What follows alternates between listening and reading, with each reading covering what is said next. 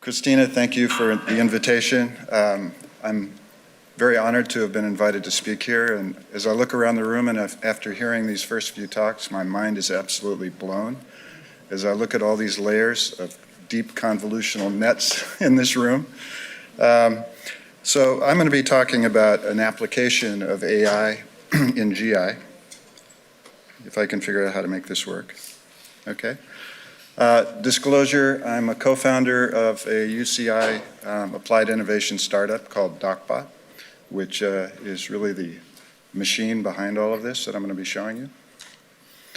And I think first I'm going to define the problem so you understand what it is that we were trying to solve with this technology. 1 in 20 of us are going to get colon cancer in our lifetimes if we don't undergo appropriate screening. And up to 90% of these colon cancers could be prevented just by removing polyps and keeping those polyps out of your colon. And yet, for all of us who are up to date on our colonoscopies, well, let me phrase it another way.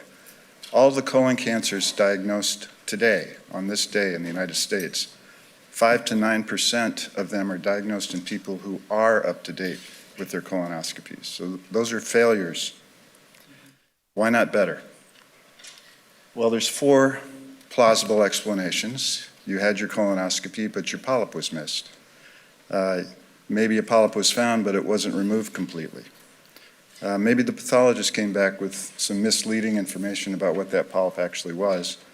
Or maybe you actually made a new polyp after the colonoscopy and it turned into cancer that fast. Well, it's estimated that about 85% of these interval colon cancers are my fault. I didn't find the polyp, or I didn't take it out completely. So the batting average for a colonoscopist is their adenoma detection rate. So adenomas are the most common precancerous polyps out there. And the adenoma detection rate is the fraction of the screening colonoscopies that a colonoscopist does in which they find at least one adenoma.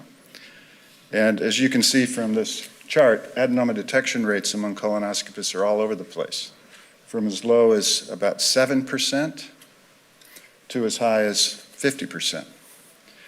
And yet, the adenoma prevalence in the population is over 50%. So our ADR should be 50%. So that creates this gap, as you can see, where adenomas are missed in some fraction of the cases that people are scoping. And we also know from a couple of studies, one by Corley, another by Kaminsky, that for every 1% increase you can bring your ADR, you're going to reduce the risk of your patient getting an interval cancer by 3 to 6%. So it's a big problem. So Medicare cares about this. They recognize that ADR is important, and they've put benchmarks on us to achieve. If we are super good with ADR, they're going to give us a bonus. If we're under the benchmark, they're going to penalize us. So that's our actual reimbursement. There's also factors that affect ADR that have been recognized in the literature, including, it's obvious. If you don't complete the whole colonoscopy, you're missing real estate, so your ADR will be lower. So that's the cecal intubation rate. The cecum is the top of the colon. Prep quality, obviously, if the prep isn't good, you're going to miss things. And the withdrawal time. Any withdrawal time less than 6 minutes is associated with a dramatic drop in ADR. So in the good old days, we'd do a colonoscopy, we'd generate our report, we'd wait a couple of weeks for the pathology to come back, and then once that pathology came back, we would know what to tell the patient when they need to come back. We'd notify the patient, we'd notify the PCP, we'd generate a tickler file to make sure that patient was called at the appropriate time to come back for another colonoscopy. Well, I call that the good old days because the new days, now we have to add on top of all of this, tracking our quality measures. So we have to, the appropriate indication and timing of the colonoscopy, what was the prep quality, what's our cecal intubation rate, what's our withdrawal time, what's our adenoma detection rate. And then we have to actually pay a registry to report that to CMS. So that adds a lot of headache to what we do. And on top of that, there's all these disconnects between the report we generate and the EHR. So all these things have to be interconnected. There's got to be an easier way. And I think that part of what I just showed you on that slide is what's causing this big problem with burnout in physicians. So progress doesn't come from early risers. Progress is made by lazy men looking for easier ways to do things. So this is where I came from, okay? So imagine an easier way. An AI-assisted colonoscopy starts. So the AI recognizes that it was out one moment and now it's in. It marks the time you inserted the scope. Then the prep may be terrible, right? So you've got a little bar over here on the left that's monitoring the quality of the prep and challenging you to improve that prep. And how about an AI, just like facial recognition, that can see the cecum? Here it can see the appendiceal orifice and the ileocecal valve. Marks your cecal time. And as you can see in the upper right part of the screen, the prediction that it's a cecum is a 1. The cecal time has been recorded down at the bottom. And then polyps. As Pierre showed you, AI in real time can find polyps during colonoscopy. What if it could also tell you the size of the polyp, the shape of the polyp? These are all very important things in telling somebody when they need to come back for colonoscopy. What if it could also tell you what kind of a polyp it was, just by its appearance? What if it could also identify your tools so that you can do your appropriate coding and have your report automatically generated with everything you did and found? And now you're done. Your insertion time, your cecal time, your in time, all recorded. So it's complete. AI has recorded all the quality metrics. It's auto-records your ADR because it knows what kind of polyps you found. It completes your colonoscopy report for you. It auto-labels your images because it knows what's on each image. It does your coding. It gives you the guideline recommendations based on your findings. You just simply review, edit, embellish, and any changes you make, maybe that could even go back into teaching the AI to get smarter. So turning this into this is the dream, and to have this at the point of care. So that's where all this starts. So how's it done? Well, you've heard some great talks today kind of explaining all of this. But the hard part, I'm calling it the hard part because it's not the hardest part, is to produce the algorithm. You start with a clinically relevant question, which I think I've presented to you. Access a large, accurately annotated segmented database with your specific task in mind. And we were fortunate at UCI, when I started at UCI in 2012, I started a colonoscopy quality database that prospectively collected all of this information, including all the images and the pathology associated with every picture of every polyp. So we had some data to start with, which was nice. And then get involved with a good AI team to help you solve your problem with AI. Now, I'm not an AI expert by any means. And then the hardest part, you have your AI, it can do all these things, at least on paper. It's validated on image set that it's never seen before, and it looks great. Your area under the curve is 0.995. You still have to implement this. You have to be able to run it live. And with colonoscopy, it's a live video you're watching, 60 frames per second, ultra high definition. How are you going to make all these AIs run on each frame and give you feedback? So it has to be real time, non-distracting, reliable, low maintenance, low cost, hardware agnostic. In other words, it should work with any scope, no matter the manufacturer. Should be able to integrate with the IT infrastructure and the EHR.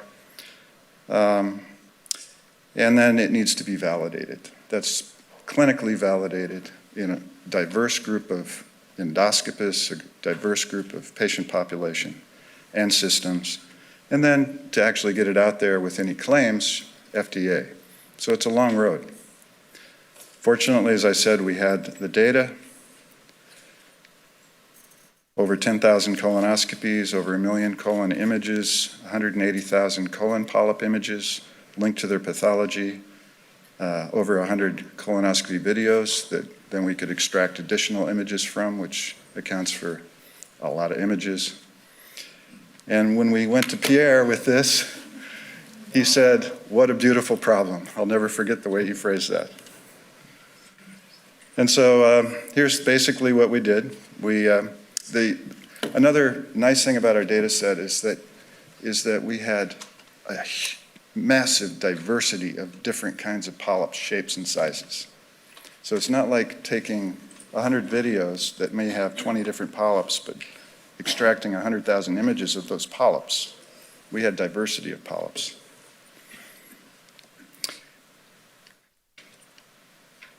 And then just basically divided up into two groups, no polyp versus polyp, as Pierre said. Get an army of people to draw little boxes around all of these polyps, which we did. And our first presentation was at ACG 2 years ago. This was, as Pierre pointed out, our area under the curve at the time was 0.91. Accuracy was 96.4%. And then we went ahead and did a video validation. So we took 9 colonoscopy videos. These were de-identified, so we don't actually know what the polyps were on these videos. On review of the videos, there were 28 polyps that were removed, and we knew that because we could see the polyp being removed. We had 3 expert colonoscopists who had ADRs of 50% review these videos. They found an additional 8 polyps. Then we had them review the videos with the AI, and they found 9 more polyps, including a fairly significant flat polyp. And actually, the video that Pierre showed that one flat polyp. I don't know if you can remember it, but up in the ascending colon. And we got this published in Gastro just this last October. And more importantly, the AI didn't miss any polyps that were identified by the reviewers. So there's other problems in GI that we can solve with AI, and I'm just always looking for the pain points to make my life easier. For example, there's capsule endoscopy. It's a capsule about the size of the tip of your pinky that has a video camera in it. You swallow it. It has a radio transmitter. It gets recorded to a device you carry around with you. And it takes about 12 hours to get through your system. That means it's recorded a 12-hour video. Somebody has to review that video. And that's not really very much fun, particularly when the reimbursement is far less than what your plumber gets paid. And more importantly, in all the studies that have looked at capsule endoscopy to find out how often significant lesions are missed, 40% are missed. So this, it's a cool technology, but it's a painful one. Another is Barrett's esophagus. So chronic reflux, acid reflux, can lead to a change in the lining of the esophagus called intestinal metaplasia, named after Dr. Barrett. And this represents a precancerous lesion, just like polyps are. And then they can form dysplasia, which is that first step toward cancer. Dysplasia to the untrained eye is really hard to see, but to the trained eye is pretty easy to see. So we're now training AI to recognize dysplasia, to be able to show us the spots to target as we scope people. Ulcerative colitis,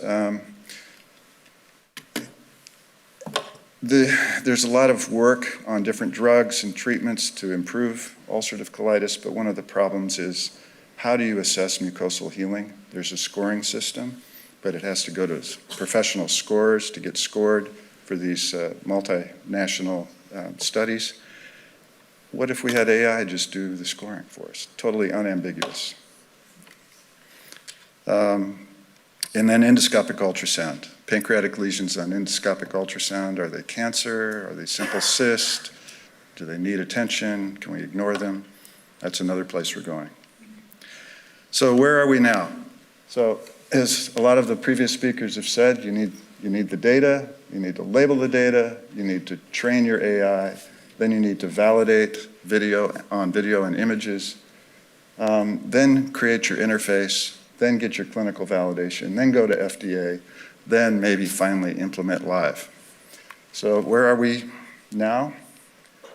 Polyp detection, we're now up to 99.5% accurate with an area under the curve of 0.995. optical pathology, the ability to distinguish a precancerous polyp, such as an adenoma, from a non-precancerous polyp, such as hyperplastic polyp. We're at 94% accuracy. Very accurate in recognizing the cecum, and of course when the scope's in and out. Prep quantitation, it's about 95% accurate relative to the Boston Bowel Prep score. It's really good at recognizing tools now. It's getting better at polyp size. IBD scoring still needs a little work. The Barrett's, we're up to 90+% accurate now already. We have a presentation coming up at DDW. Capsule endoscopy, it looks like it's going to be amazing. And we're still developing EUS. So what about AI for polyp pathology? Well, the reason this is important, not only automated ADR, so you don't have to wait for PATH, keep your Excel spreadsheet so that you can report your ADR to CMS, but if it's being monitored for you on every colonoscopy you do by AI, that headache is gone. But another important reason for doing optical pathology is that 80% of the polyps we take out are diminutive, and they're almost never important in terms of cancer. But they may be adenomas or they might be hyperplastic, and it's important to know. Potentially, we could save $1 billion a year if we could just take those polyps out, know what they were, and throw them away, and not send them to pathology. There's 2 guidelines that the American College of Gastroenterology have put together where an optical pathology system has to meet these guidelines to be usable. One is diagnose and leave. You just look at it and leave it alone because you know it's a nothing in the rectum. Or, as I said, resect and discard. And that's based on a greater than 90% concordance in when that patient needs to come back. So the pathology tells us, based on guidelines, when we need to tell a patient to come back for their next colonoscopy. So the optical path should be 90% concordant with the true path relative to what you tell the patient. Okay. All right.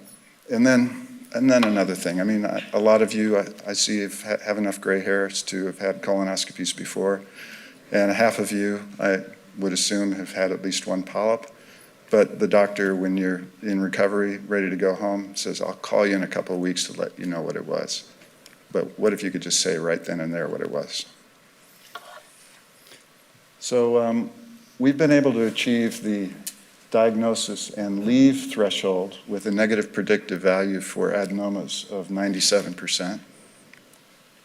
And we've been able to achieve a 93.4% concordance with our optical path. So this is a video, and I'm going to show you multiple AIs running simultaneously on this video. In the upper left, you can see the Boston Bowel Prep score. Currently, it's a 3. That's the best. Whether a tool is being used, whether you're in the cecum or not, this particular image is the cecum. It's looking right at the appendiceal orifice, and whether the scope is inserted or not.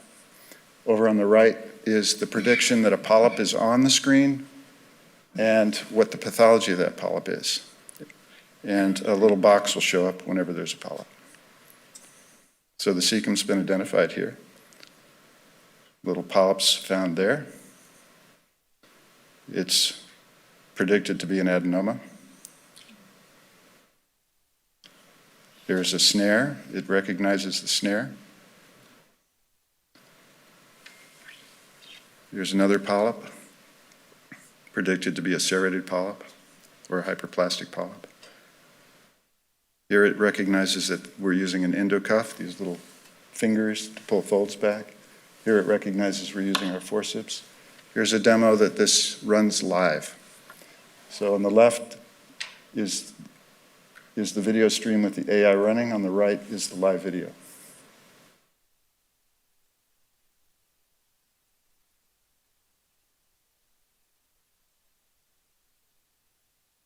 And you can't see the predictions, but this one is a hyperplastic polyp. The other one was a adenoma.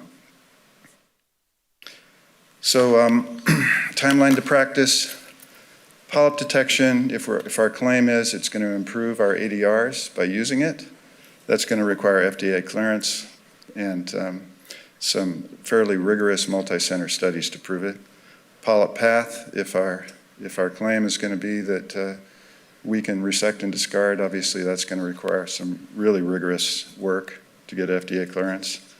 Diagnosis of dysplasia in Barrett's, that's going to require FDA. But for documentation, that doesn't require FDA, so we'll be able to get this out pretty soon. And for capsule endoscopy, it's no different than what capsule endoscopy, the software is using now. It has a suspected blood indicator, and it will show you all the images where it thinks it sees blood, and this is just based on the color of pixels. We can do the same thing with abnormality, for example. So the future, real-time multi-AI feedback during colonoscopy, real-time quality data collection, documentation, reporting, maybe improve our ADR, maybe allow us to diagnose and leave or resect and discard, diagnose and target dysplasia in Barrett's, AI-assisted capsule endoscopy reads.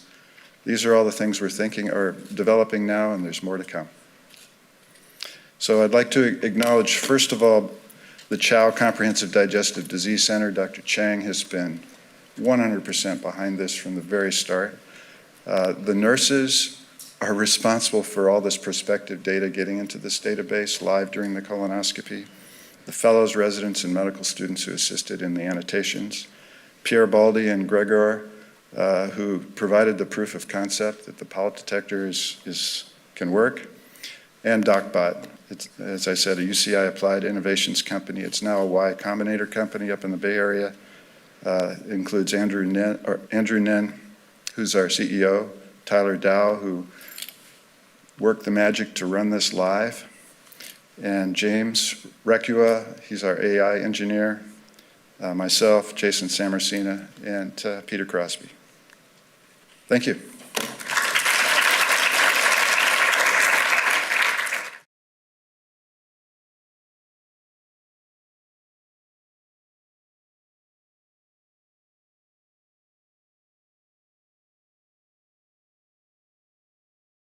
We don't know the accuracy in real time. We just don't know that. And this was just one way to try to validate it on videos as to whether it actually picked up additional polyps that looked like they truly were polyps that were missed by the first review and not removed by the original colonoscopist. That's all it really was.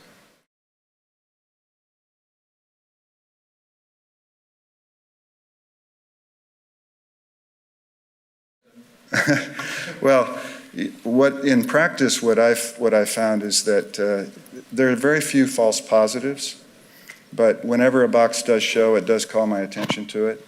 And if I take a close look at it and I don't think it's a polyp, I'm going to leave it alone. If I say, yeah, it helped me find a polyp, then those polyps are always removed. That's the way it's done in real practice. Any other questions? Let's thank you very much. Thank you.